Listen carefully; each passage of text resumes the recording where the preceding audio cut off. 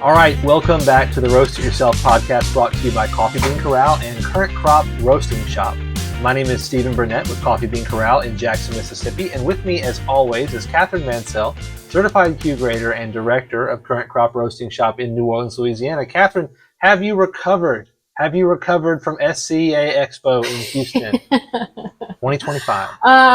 I think so. Just sort of hit the ground running when I got back. I got back probably a little bit later at night, around 8:30 on Saturday night, and I had a class Sunday morning at 11. So I did get enough sleep. I had a really great class, and then we're just rolling down here. How about you? Wow. Yeah, no, you got in. You almost didn't make it.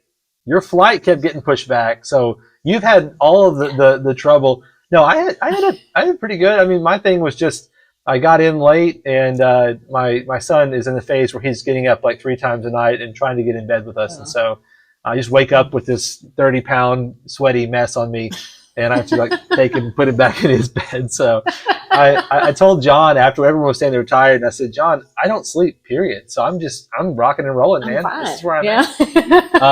It was a lot of fun. It was a lot of fun. So each week we set aside about 10 minutes to field questions from home coffee roasters and professionals alike about roasting, tasting, and most importantly, enjoying coffee. You can send your questions to questions@riypod.com. That's questions@riypod.com to get a nice shout out from us in an upcoming episode, and of course to get your question answered. And I don't ever say this, but to help further the conversation of coffee throughout the world and the World Wide Web. So thank you very much for contributions. One person who has, I think, if you're on the show like 4 times, you get a gold jacket or a green jacket. What's the rule there? You get like some special honor. We need to work on a jacket. Because Mr. Alan has been on our show. He's been asking questions quite a bit. And man, thank you so much for your questions. He's always got good ones. Always got some really solid ones. And this is one of those really solid questions. He says, hi again. Hi, Alan.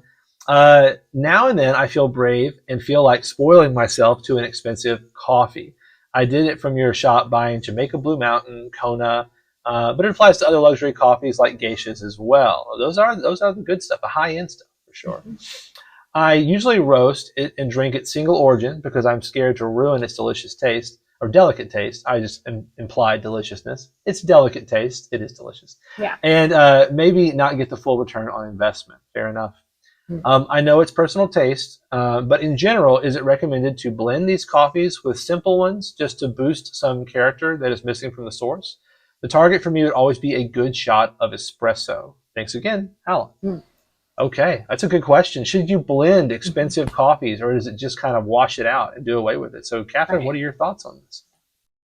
Well, I guess it depends. You know, if you are buying a geisha variety and you're experiencing that coffee, those delicate floral notes, the things that we have come to love about it, but you still feel like it's missing something, I say blend away. Honestly, if you're trying to get the best shot of espresso and you have something that's very floral, very delicate, depends on what you want from your espresso. If you are roasting them pretty dark, it really, I guess, just depends. Most of the time when I'm roasting anything from, or anything that's a geisha variety, I keep it on the lighter medium side. So say that's very floral, very delicate. If I want something to go with it that's, say, maybe very fruity, or if I want something to go with it that's very chocolatey, then I would throw in something. I think as long as you are benefiting from it in some way, if you are still being able to taste what you want to taste out of that premium coffee, whatever you add to it, just make sure it doesn't outshine what you're looking for. Make sure it doesn't outshine the premium. So start in very small increments to see how it highlights or what it mutes, and then work your way from there. But I say do it and see what all you can mix together to have the best espresso shot. That's beautiful. I agree. I honestly, until you said the word espresso, I was kind of like, I don't know that I would blend the premium with like because of the delicate nature of some of these like really high-end coffees. You know, they are They're like fine wines, and you wouldn't necessarily mix fine wines, right? That's kind of the idea. Right. However, on espresso, and I love espresso, that's the primary way I consume coffee when I'm not drinking a full liter of it out of the pot upstairs all day here. But I really love espresso, and in my opinion, the Geisha and some of the Typica varieties, they don't have the body to make a nice espresso shot. Now people are going to argue with me and think I'm wrong, and if you're just better at espresso than me, fine. My opinion. This is the show where I get to say what I think, and that's what I think. But if you're going for an espresso shot and you wanted to blend it, you could blend with something that's not going to conflict in flavor. So you don't want to have something else that's going to wash it out, and something that adds something, as you said, Alan, that it's missing, which namely I think would be body. And I mean, I tend to add. I think ratios are key here. Because the delicate nature of some of these coffees you've mentioned, I probably wouldn't go 50-50. I would probably be heavy on the coffee that you're trying to highlight, the JBM or the Kona, the Geisha. I'd probably be heavy on that, maybe 70-30 with something that's going to have some body for espresso. That's probably how I would think about it. I don't think I would want to put these head to head with other coffees, just because they are a bit harder to perceive and a little more delicate. But yeah, that's how to do it. Outside of that, I mean, whenever you blend, you're trying to make up for something lacking or create something that doesn't exist, right? Like you can't find a single origin coffee that has all of the characteristics that you're trying to bring out. And so if you can do that, you've really made something incredible and unique. If you can blend things together, that no one else in the world can do that. We have coffee here. We have a bunch of blends at Coffee Bean Corral, and they're proprietary blends. Like if you had all of exactly the ratio and exactly the coffee beans we use, you can make them, but they're proprietary kind of family recipe kind of thing because they are so unique and people really like them. So blending is a great way of putting your own stamp on coffee. This is something that you can create of your own. So yeah, I would just make sure we're not washing out that delicate flavor. Assuming that you're getting these coffees because you actually like the flavor of the coffee, right? You actually like them. Some people buy expensive coffees to buy expensive coffees, right? They buy it to have the Geisha. They buy it to have the JBM. And for them, they brew it in their Mr. Coffee or whatever, and they just put cream and sugar in it, and they go, this is really expensive coffee.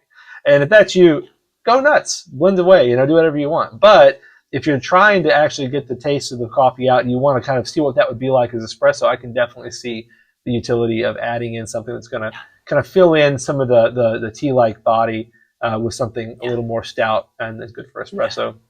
What I would want to know what roast level Alan's taking the premium coffees to, what he is missing that he's trying to find with the blend, and then maybe we could come up with some more specific recommendations. That's fair. For exactly what he's missing and what he's going for, because it really depends on which roast level you're taking these premium coffees to. And if you're roasting them low and slow, or hot and fast, typical coffees and Geisha varieties, you might lose a lot when you go low and slow. They're delicate. You want to go a little bit hot and fast, and a shorter roast to give you a lighter roast so you can pick up all of those. So it depends on the roast level that he's going for and what he's missing in the coffee to find a good recommendation of what to add to it to bring in the best espresso shot. I think that's exactly right. And the thing about it's just how you think about it. Like if you're buying premium coffees, we've done episodes on premium coffees before. If you're buying premium coffees, a lot of times you're buying them because they are premium more than you are because you can't find a coffee that has the similar tasting notes at a lower price point. You're buying them because they're high quality, and they're high quality. Like the Kona coffees come out like defect levels very low. Why? Because they can afford to do that extra quality control, right? So you're getting what you're paying for out of them, but you're usually doing it so that you can drink a Kona. And if that's the reason you're doing it, it makes a little less sense to blend than otherwise. But yeah, I think you nailed it, Alan, when you said it's a personal taste question, because that's ultimately the truth. It's just knowing what are your trade-offs here? What are your trade-offs here?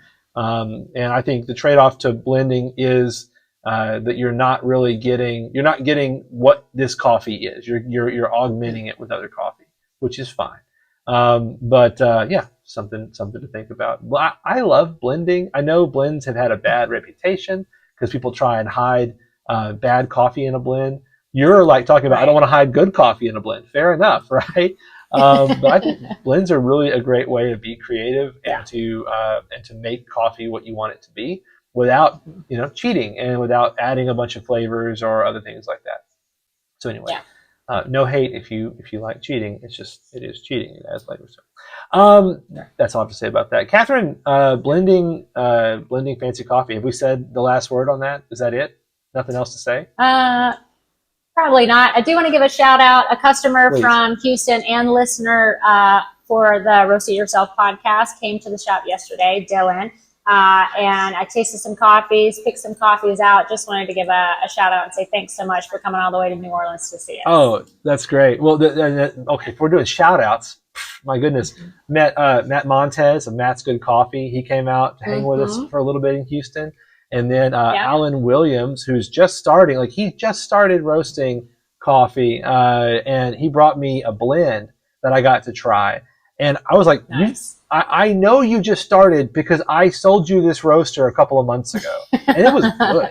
It was good. Yeah. He's got Big Five Brews, which is he's starting up right now, which is super cool. And they're donating money to the Big Five to charities that support the African Big Five species that are going endangered. So anyway, just good people in coffee. My goodness, we're so fortunate and blessed to be able to interact and do business with awesome folks like that. So thank you guys so much. If you saw us in Houston, massive shout out to you. It was a big day, or big 2 days, and I still have not processed it all. So, but very, very cool. Well, we probably left something out of the discussion. I'm not going to sit here and pretend that we nailed everything on this and that there's nothing else to say. So whatever else there is to say, you know what it is, listeners. And that's why we have you here. That's why we brought you here, so you can tell us what we're missing. So please don't fall down on the job. Get in the comments and tell us what we missed. Tell us what needs to be said or what other considerations you have. Have you blended premium coffees like this? What was the result? What did you like about it? What did you not? What ratios do you use? These are the things that make this show actually helpful to people, so they can go in and see, oh, here's what these guys did. Here's the specifics that other roasters are doing. So please stop in the comments and share that with us. We are excited to watch the Roast It Yourself podcast grow and continue to expand, reach new people, and get more people roasting coffee. And we cannot do that without you. So absolutely, share this episode, share other episodes with your friends and family on your social media. Get more people, give them, pop the hood on this weird hobby you have that no one else is doing. Show them that there's other people, at least 2 other people that are doing this thing that you're doing. And so maybe you won't feel so weird around them anymore. So do that for sure. We could not do this without our coworkers, and especially those that edit and make us sound and look good, that take these disparate video clips that we just upload into the cloud and stitch them together and add the music and add the text. Is there text? I don't know. Add the logos and stuff so that you guys can have a slightly more pleasant version of watching us talk. Remember to send any questions you have about coffee, coffee in general, or coffee roasting in particular, to questions@riypod.com. And otherwise, have a great day and happy roasting. Thanks, Alan.